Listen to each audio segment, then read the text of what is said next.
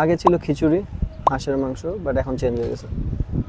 কেউ একজন বলেছিল যে 7 দিন প্র্যাকটিস করলে আমার থেকে বেশি ভালো ক্রিকেট খেলবে। অবসরে কি করেন? গান শুনেন নাকি অন্য কিছু? গান শুনি। প্রিয় খাবার কাচ্চি বিরিয়ানি নাকি অন্য কিছু? আগে ছিল খিচুড়ি, হাঁসের মাংস, বাট এখন চেঞ্জ হয়ে গেছে। খেলার জন্য। আচ্ছা, ঘুরতে যাওয়ার প্রিয় জায়গা কোনটি?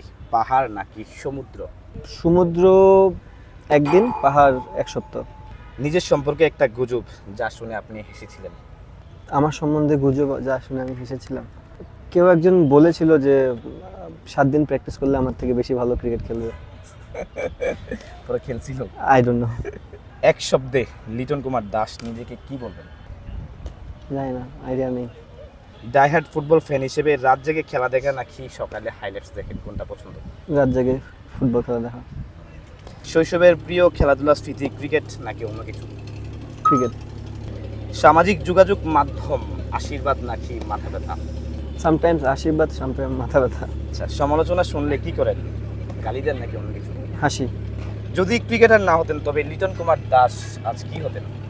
Don't know.